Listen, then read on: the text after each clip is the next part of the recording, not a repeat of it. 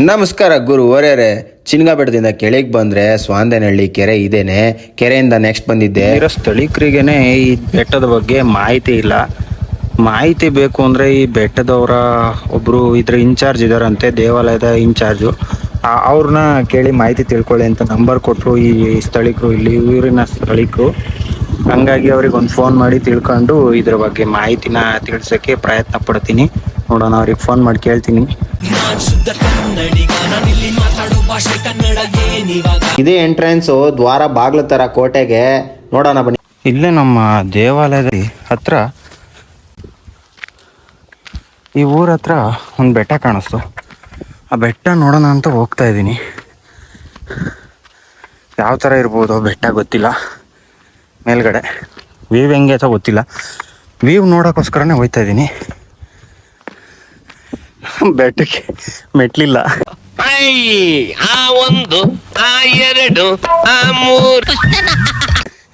ಮೆಟ್ಲು ಮಾಡಿಲ್ಲ, ಹಂಗೆ ಬೆಟ್ಟನೇ ಹತ್ಕೊಂಡು ಹೋಗ್ಬೇಕು. ನೋಡಿ, ಆರೋ ಮಾರ್ಕ್ ಹಾಕೋರೆ, ಹಿಂಗೆ ಸ್ಟ್ರೈಟ್ ಹೋಗ್ಬೇಕಂತೆ. Arrow mark ಹಾಕ್ಬಿಟ್ಟವ್ರೆ. ಆರೋ ಮಾರ್ಕಲ್ಲಿ ನೋಡ್ಕೊಂಡು ಬೇಕತ್ತದು. ಅದೇ ಬೆಟ್ಟ. ಏನು ಗ್ರಿಪ್ ಮೇಲೆ ನಿಂತವಪ್ಪ ಈ ಬೆಂಡೆಗಳೆಲ್ಲ. ನಿಮ್ಗೆ ಯಾಕೆ ಬೇಕದು? ನಾನು ಇಲ್ದಲೇ ಹಿಂಗೆ ನಿಂತವೆ ಅಂತ ಮನೆಗಳು. ಇಷ್ಟೊಂದು ಲಕ್ಷಾಂತರ ರೂಪಾಯಿ ಕೊಟ್ಟು ಮನೆ ಕಟ್ಟಿಸ್ತೀವಿ, ಆಮೇಲೆ ಬಿಲ್ಡಿಂಗ್ಗಳು ಮಾಡ್ತಾರೆ. ಆ ಬಿಲ್ಡಿಂಗ್ಗಳೇ ನಿಲ್ಲಲ್ಲ ಅಂಥದ್ರಲ್ಲಿ ಇಂಥ ಬಂಡೆಗಳು ಬೆಟ್ಟದ ಮೇಲೆ ಅದು ಯಾವ ಗ್ರಿಪ್ ಮೇಲೆ ನಿಂತಿರ್ತಾವ, ಅದು ಯಾವ ಕಾಲದ ಇಂಜಿನಿಯರ್ಗಳಿದ್ರು ಗೊತ್ತಿಲ್ಲಪ್ಪ. ನೋಡಿ ಸ್ನೇಹಿತರೆ, ಇದು ಶ್ರೀ ರಾಮೇಶ್ವರ ಸ್ವಾಮಿ ಟೆಂಪಲ್, ಶ್ರೀ ಕ್ಷೇತ್ರ ಬೀರನಕಲ್ಲು ಅಂತ. ನೋಡಿ, ಇದು ಸ್ವಲ್ಪ ಟ್ರೆಕ್ಕಿಂಗ್ ಮಾಡ್ಬೋದು. ಮೆಟ್ಲತ್ತ ಅಂತವರು, ಅಂದರೆ ನೋಡಬೇಕು ಅನ್ನೋರು ವ್ಯೂನ ಬಂದು ನೋಡ್ಬೋದು. ಇದು 2ನೇ ದೇವಸ್ಥಾನ, ನಾನು 3ನೇ ದೇವಸ್ಥಾನ. ಒಟ್ಟು 3 ಬೆಟ್ಟ ಹತ್ತಿದ್ದೀನಿ ಆಲ್ರೆಡಿ. ಇದೊಂದು ಬೆಟ್ಟ. ಒಂದಿನ ಬಂದರೆ ಇವೆಲ್ಲ ಮುಗಿಸ್ಕೊಂಡು ಹೋಗ್ಬೋದು. ಮಧ್ಯಾಹ್ನದಷ್ಟೊತ್ತಿಗೆ ಎಲ್ಲ ಕ್ಲಿಯರ್ ಆಗುತ್ತೆ. ಊರ ಹೆಸರು ಬೀರನಕಲ್ಲು. ಸುಂದರವಾದ ವೆದರು, ಒಂದಿಗೆ ನಾನು ಒನ್ ಡೇ ಟೂರ್. ಒಟ್ಟು ರೈಡರ್ಸ್ಗೆ ಒಳ್ಳೆ ವೆದರು, ಒಳ್ಳೆ ಲೊಕೇಶನ್ ಅಂತ ಹೇಳೋಕ್ಕೆ ಇಷ್ಟಪಡ್ತೀನಿ. ರೈಡರ್ಸ್ ಯಾರು ರೈಡ್ ಮಾಡಬೇಕು ಅಂತಿರೋರು ಸಂಡೇ ಹೊತ್ತು ಆರಾಮಾಗಿ ಚಿನ್ಗದ ಬೆಟ್ಟಕ್ಕೆ ಟಿಕೆಟ್ ತೊಗೊಂಡು, ಟಿಕೆಟ್ ಅಂದರೆ ಬುಕ್ಕಿಂಗ್ ಮಾಡಿಕೊಂಡು ಇದಕ್ಕೆ ಹಾಗೆ ಬಂದು ಹೋಗ್ಬೋದು. ನೋಡಿ, ಈಗ ತೋರಿಸ್ತೀನಿ. ಹಿಂದೆಗಡೆ ಇದಿದ್ರೆ ಈ ಬೆಟ್ಟದ ಮುಂದೆಗಡೆ ಇರೋದೇ ಚಿನ್ಗದ ಬೆಟ್ಟ. ಆ ಬೆಟ್ಟದ ತುದಿಗೆ ಹೋಗಿ ಬರ್ಬೋದು. ಅದೇ ನಿಮ್ಗೆ ಆಲ್ರೆಡಿ ಕಳೆದ ವೀಡಿಯೋದಲ್ಲಿ ತೋರಿಸಿದ್ದೀನಿ. ಇದರಲ್ಲಿ ಈಗ ಶ್ರೀ ಕ್ಷೇತ್ರ ಬೀರನಕಲ್ಲು ರಾಮೇಶ್ವರ ಸ್ವಾಮಿ ದೇವಾಲಯಕ್ಕೆ ಹೋಗ್ತಾ ಇದ್ದೀನಿ. ನೋಡೋಣ ಬನ್ನಿ. ಸುಮಾರು ಸ್ಟೆಪ್ಸ್ ಇದ್ದಾವೆ, ಮೆಟ್ಲುಗಳು, ತುಂಬ ಮೆಟ್ಲುಗಳಿದ್ದಾವೆ. ಒಂಥರ ಗುಹೆ ಒಳಗೆ ಆಗುತ್ತೆ. ಮೆಟ್ಲುಗಳೊಳಗೆಲ್ಲ ಕ್ಲೀನಿಂಗ್ ಇಲ್ಲ, ಬಟ್ ಕ್ಲೀನ್ ಮಾಡಿಸ್ಬೇಕು. ಜಾಸ್ತಿ ಜನ ಬರಲ್ಲ ಅನಿಸುತ್ತೆ ಸಾಮಾನ್ಯಕ್ಕೆ. ಈ ಥರ ಮಿಸ್ಟೀರಿಯಸ್ ಪ್ಲೇಸಸ್ಗಳ್ನ ಖಂಡಿತ ನೀವು ಒಂದು ಸಲ ನೋಡಲೇಬೇಕು ಅಂತ ಹೇಳ್ತೀನಿ. ಮೇಲೇನಾರು ಐನೋರು ಇದ್ದರೆ ಇದ್ರ ಬಗ್ಗೆ ಸ್ವಲ್ಪ ಮಾಹಿತಿ ಕಲೆಕ್ಟ್ ಮಾಡಿಕೊಂಡು ನಿಮಗೂ ತಿಳ್ಸೋಕ್ಕೆ ಬಯಸ್ತೀನಿ. ನೋಡಿ, ಹಿಂಗೆಲ್ಲ ಹೋಗ್ಬೇಕು.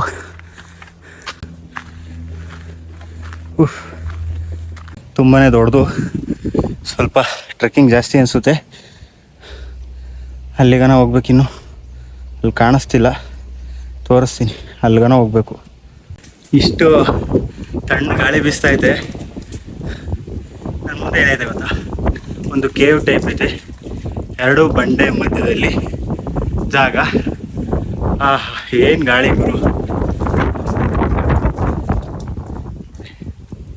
ಎಷ್ಟು ಅಮೋಘವಾಗಿದೆ. ನಾವು ತುಮಕೂರಿನ ಒಂದು ರಾಮೇಶ್ವರ ಸ್ವಾಮಿ ದೇವಾಲಯದ ಬೆಟ್ಟ. ಸಾಕಾತ್ ಕ್ರೇಜಿ ಐತೆ. ಟ್ರೆಕ್ಕಿಂಗ್ ಮಾಡೋರಿಗಂತೂ ಸಾಕಾತ್ ಮಜಾ ಕೊಡುತ್ತೆ ಟ್ರೆಕ್ಕಿಂಗ್ ಮಾಡೋರಿಗೆ. ಬಟ್ ನಾನು ಜಾಸ್ತಿ ಓಡಾಡಲ್ಲ, ಹಾಗಾಗಿ ಸ್ವಲ್ಪ ಸುಸ್ತು ಜಾಸ್ತಿ ಆಗ್ತದೆ. ತಿಂಡಿ ತಿಂದಿಲ್ಲ, ಬರೀ 6 ಬಜ್ಜಿ ತಿಂದಿದ್ದೀನಿ ಅಷ್ಟೇ. ಏನಂತೀರಾ ಅಷ್ಟೇ. ಇಲ್ಲೇನಿರ್ಬೋದು,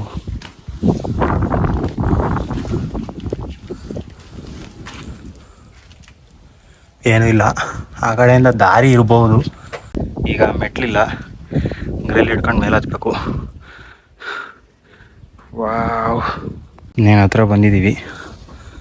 ಅಲ್ಲಿ ಕಾಣಿಸ್ತಿದೆಯಲ್ಲ, ಅಲ್ಲೇ ಇರೋದು ನೋಡಿ,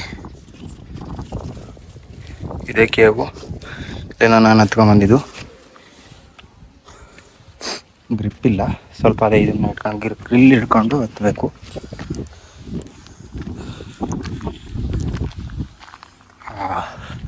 ಅಂತೂ ಇಂತೂ ಬಂದ್ವಪ್ಪ. ಬೋರ್ಡಲ್ಲಿ ಹಾಕಿರೋ ಥರ ನೀವು ಅಷ್ಟೇ ಈ ಜಾಗನ ಕ್ಲೀನಾಗಿ ಮಡಿಕೊಬೇಕು. ಈ ಜಾಗನ ಹಾಳು ಮಾಡಬೇಡಿ. ತುಂಬ ಅದ್ಭುತವಾದ ಜಾಗ ಅಂತಲೇ ಹೇಳ್ಬೋದು ಇದು. ಎಷ್ಟನೇ ವರ್ಷದ ಗೊತ್ತಿಲ್ಲ. ವಾವ್ ಗುರು, ಮಸ್ತ್ ಐತೆ ಗುರು. ಅಪ್ಪ ದೇವಸ್ಥಾನ ಬಾಗ್ಲು ಹಾಕ್ಬಿಟ್ಟವ್ರೆ.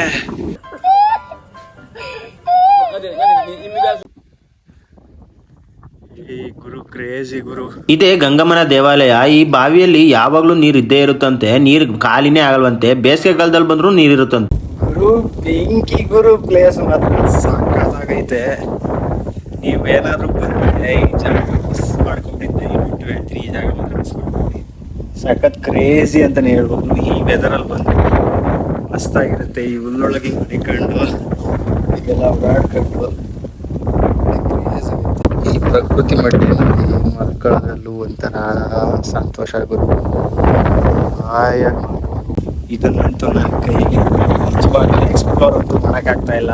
ಅಷ್ಟು ಅಮೇಝಿಂಗ್ ಆಗೈತೆ. ನಮ್ಮ ತುಮಕೂರು ಗುರು ಇದು. ನಮ್ಮ ತುಮಕೂರು ಅದ್ಭುತ. ಅಂದರೆ ಅಲ್ಲಿದೆ ದೇವಸ್ಥಾನ. ಇಲ್ಲಿ ಯಾವುದೇ ಸೇಫ್ಟಿ ಇಲ್ಲ. ಹುಷಾರಾಗಿ ನಾವೇ ಇದೆಲ್ಲ ಫುಲ್ ಬೆಟ್ಟ, ಬಂಡೆ ಮೇಲ್ಗಡೆ ಏನೂ ಇಲ್ಲ. ನಾವು ತುಂಬ ಸೇಫ್ಟಿಯಾಗಿ ಇಲ್ಲೆಲ್ಲ ಮಾಡಬೇಕು. ಅದಾದ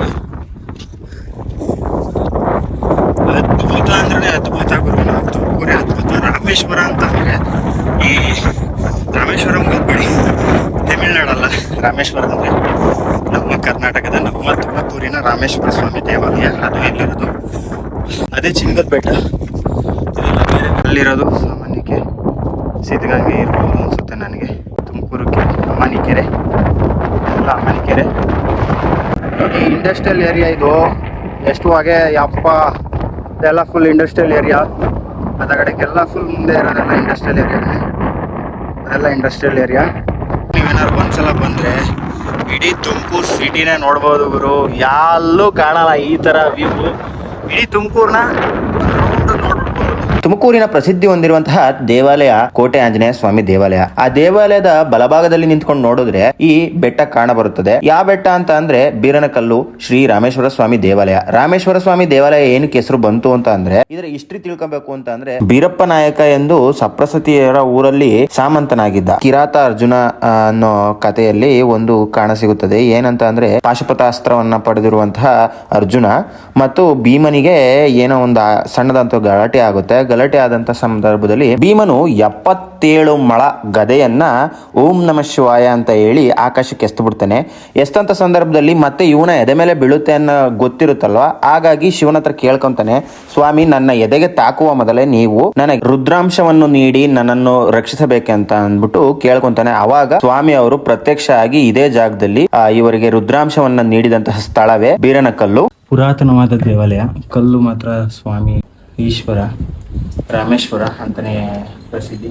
ದೇವಾಲಯ ತುಂಬಾ ಹಳೆಯದು. ಮಹಾಭಾರತದ ಕಥೆ ಹೊಂದಿರುವಂತಹ ಈ ತರ ದೇವಾಲಯಗಳನ್ನ ಬೆಳೆಸಬೇಕು ಮತ್ತು ನಾವು ಉಳಿಸಬೇಕು, ಸಂರಕ್ಷಣೆ ಮಾಡುವಂತ ನಮ್ಮ ಜವಾಬ್ದಾರಿ ಇದು. ಉದ್ಭವಲಿಂಗ ಅಂತ ಅನ್ಸುತ್ತೆ ನನಗೇನೋ. ಮುಂದೆ ಒಂದು ನಂದಿ, ಅದರ ಮುಂದೆ ಶ್ರೀ ರಾಮೇಶ್ವರ ಸ್ವಾಮಿ. ಪುರಾತನವಾದ ದೇವಾಲಯ. ಬಂದು ವಿಸಿಟ್ ಮಾಡೋರು ಮೇಲ್ಗಡೆ ಯಾವುದೇ ಸೇಫ್ಟಿ ಇರಲ್ಲ. ನಿಮ್ಮ ಸೇಫ್ಟಿಗೆ ನೀವೇ ಜವಾಬ್ದಾರರು. ಸೇಫ್ಟಿ ಕ್ಷನ್ಸ್ ಮಾಡಿಕೊಂಡು ಬಂದು ಬೆಟ್ಟ ಹತ್ತಿದ್ರೆ ಒಳ್ಳೆಯದು ಅಂತ ನಾನು ಹೇಳ್ತೀನಿ. ಬೆಟ್ಟದ ವ್ಯೂ ನೋಡಿದ್ರೆ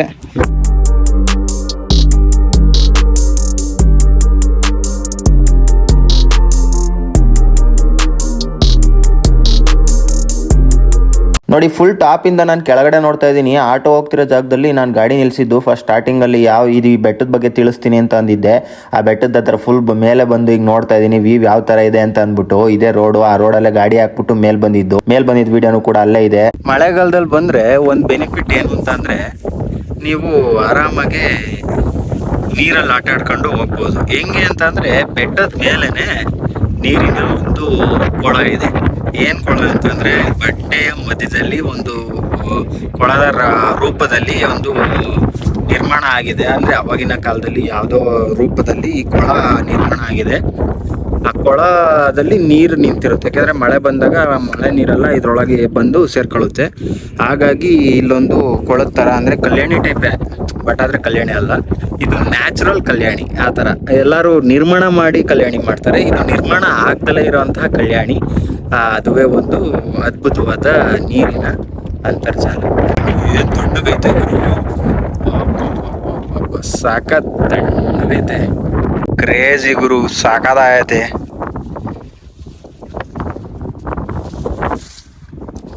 ನೀರು ಅಷ್ಟೊಂದು ಕುಡಿಯೋಷ್ಟು ಕ್ಲೀನ್ ಇಲ್ಲ, ಬಟ್ ಆದರೂ ಪರವಾಗಿಲ್ಲ, ನೀರು ಚೆನ್ನಾಗೇ ಇದೆ. ಬಟ್ ಯಾವ ಫಿಲ್ಟರ್ ವಾಟರ್ಗಿಂತ ಏನು ಕಮ್ಮಿ ಇಲ್ಲ ಅನ್ಸುತ್ತೆ. ಕುಡಿದು ನೋಡ್ಬಿಡೋಣ ಆಗಿದ್ದಾಗಲಿ. ಕುಡಿಯೋಕ್ಕೆ ಯೋಗ್ಯ ಅಲ್ಲ, ಆದರೂ ಒಂದು ರೇಂಜಿಗೆ ಪರವಾಗಿಲ್ಲ, ಚೆನ್ನಾಗೈತೆ, ಕುಡಿಬೋದು. ಈ ಥರವಾದಂತಹ 9 ಕೊಳಗಳಿದಾವಂತೆ ಈ ಮೇಲ್ಗಡೆ, ಬೆಟ್ಟದ ಮೇಲ್ಗಡೆ. ನಾನು ನೋಡಿದ್ 3 ತುಮಕೂರ್ನ ಕ್ಲಿಯರ್ ಕಾಣಂಗೆ ಮಾಡುತ್ತೆ. ಯಾಕಂದ್ರೆ ನಿಯರ್ ಐತೆ ತುಮಕೂರಿಂದ, ಏನಿಲ್ಲ ಅಂದ್ರೆ ಒಂದು 5 ಕಿಲೋಮೀಟರ್ ಅಷ್ಟೇ ತುಮಕೂರಿಂದ. ಅದ್ಭುತವಾದ ಜಾಗ, ನೀವು ಒಂದ್ಸಲ ಬಂದು ವಿಸಿಟ್ ಮಾಡ್ಬೋದು. ತುಂಬ ಹತ್ರ, ಆಮೇಲೆ ಚೀಪ್ ಅಂತ ಅನ್ಬೋದು. ಯಾಕೆಂದರೆ ನೀವು ಸಮ್ಮರ್ ಡೇಸಲ್ಲಿ ಅಲ್ಲಿ ಇಲ್ಲಿ ಹೋಗೋದ್ರ ಬದಲು ಈ ಥರ ಒಂದು ಟ್ರೆಕ್ಕಿಂಗ್ ಮಾಡಿಕೊಂಡು ಒಳ್ಳೆ ಜಾಗನ ನೋಡಿಕೊಂಡು ಹೋಗೋಕ್ಕೆ ಬ್ಯೂಟಿಫುಲ್ ಪ್ಲೇಸ್ ಅಂತಲೇ ಹೇಳ್ಬೋದು. ನಮ್ಮ ತುಮಕೂರಿನಿಂದ ಹತ್ತಿರವಾದ ಜಾಗ ಅಂದರೆ ಇದೊಂದೇ ಹೇಳಬೇಕು ಅಂದರೆ ಬೆಟ್ಟ. ಈಗ ಸಿದ್ಧಗಂಗೆ ಬೆಟ್ಟ ಹೆಂಗೆ ಹತ್ರನೋ, ಇದು ಸಿದ್ಧಗಂಗೆ ಬೆಟ್ಟ ಎಷ್ಟು ಹತ್ರನೋ ಅದೇ ಥರ ಈ ಬೆಟ್ಟನೂ ತುಂಬಾ ಹತ್ರ. ಬಂದು ಆರಾಮಾಗಿ ಹೋಗ್ಬೋದು. ದೇವಸ್ಥಾನ ಮುಗಿಸ್ಕೊಂಡು ಕೆಳಗೆ ಇಳಿಯುತ್ತೆ ನೋಡಿ. ಇದು ಹಿಂಗೆ ಡೌನ್ ಒಂದೇ ಸಲ ಐತೆ, ಏನಾರು ಮಿಸ್ ಆದರೆ ಫುಲ್ ಕೆಳಗಿರ್ತೀನಿ. ಈ ಭಾಗದಲ್ಲಿ ಶಿವಭಕ್ತ ಶರಣರ ವೀರೇಶ ವೀರಣ್ಣನವರ ಗವಿ ಇದೆ, ಹಾಗೂ ಬಸವೇಶ್ವರ ಸ್ವಾಮಿ ಅವರು ಬಂದು ಇಲ್ಲಿ ತಪಗೈದಂಥ ಸ್ಥಳ ಕೂಡ ಇದೆ. ನಾನು ನಿಮಗೆ ಕಳೆದ ವಿಡಿಯೋದಲ್ಲಿ ಒಂದು ಗುಹೆ ತೋರಿಸಿದ್ದೆ. ಆ ಗುಹೆ ಯಾವ ಸ್ವಾಮೀಜಿಯವರ ತಪಗೈದಂಥ ಸ್ಥಳ ಅಂತ ಗೊತ್ತಿಲ್ಲ, ಆದರೂ ತುಂಬಾ ಪ್ರಸಿದ್ಧಿ ಹೊಂದಿದೆ. ಓಕೆ ಗುರುವಾರ ಎಲ್ರಿಗೂ ಶುಭವಾಗಲಿ. ಈ ವಿಡಿಯೋನ ಕೆಳಗೆ ಹೋದ್ಮೇಲೆ ನೋಡೋಣ. ಈ ದೇವಸ್ಥಾನದ ಏನಂటే ಕತೆ ಏನಾದರೂ ಐತಾ ದೇವಸ್ಥಾನದ್ದು? ಇದು ರಾಮಂದ ಏನಾದ್ರು ಕತೆ ಏನಾದ್ರು ಐತಾ ಇದಕ್ಕೆ? ಏನೂ ಇಲ್ವಾ? ಪ್ರತಿ ಸೋಮವಾರ ಮತ್ತು ಪೌರ್ಣಮಿ ದಿನ ವಿಶೇಷ ಪೂಜೆ ಇರುತ್ತದೆ. ಬಂದು ಹೋಗೋರು ಹೋಗ್ಬೋದು ಮೇಲೆ. ಹೌದಾ? ಪೌರ್ಣಮಿ ದಿವಸ ಅವತ್ತು ಮಾತ್ರ ಪೂಜೆನಾ? ಸೋಮವಾರ ಮತ್ತೆ ಪೌರ್ಣಮಿ ದಿವಸ ಅಷ್ಟೇ? ಅದೇ ಜನ ಬರ್ತಾರೆ, ಸಾಕಾಗತ್ತೆ ಮೇಲೆ. ನೀವು ಹೋಗ್ತಿರ್ತೀರ ಅವಾಗವಾಗ? ಇಲ್ಲ, ಚಾನ್ಸೇ ಇಲ್ಲ. ಹತ್ತಕ್ಕಾಗದೇ ಇಲ್ಲ. ಅಲ್ವಾ, ಪೂರ್ತಿ ಹತ್ತಕ್ಕಾಗಲ್ಲ. ಬಿಹಾರದವರು ಎಲ್ಲ ಚಿನ್ಗದ್ ಬೆಟ್ಟಕ್ಕೆ ಹೋಗ್ತಾರೆ. ನಮ್ ಕೆಲಸ ಇಲ್ಲ, ಶೆಡ್ಗೆ ಬಾ. ನಾಚಿಕೆ ಆಗೋದಿಲ್ಲ ಈ ಥರ ಮಾತಾಡೋದಕ್ಕೆ. Rubbish. This moral of the story is ಏನಂತ ಅಂದ್ರೆ, ನಮ್ಮೂರಿನ ಬಗ್ಗೆ ನಾವು ತಿಳ್ಕೊಳ್ಳಿಲ್ಲ ಅಂದ್ರೆ ನಾವು ಹುಟ್ಟಿರೋದೇ ವೇಸ್ಟ್. 30 people.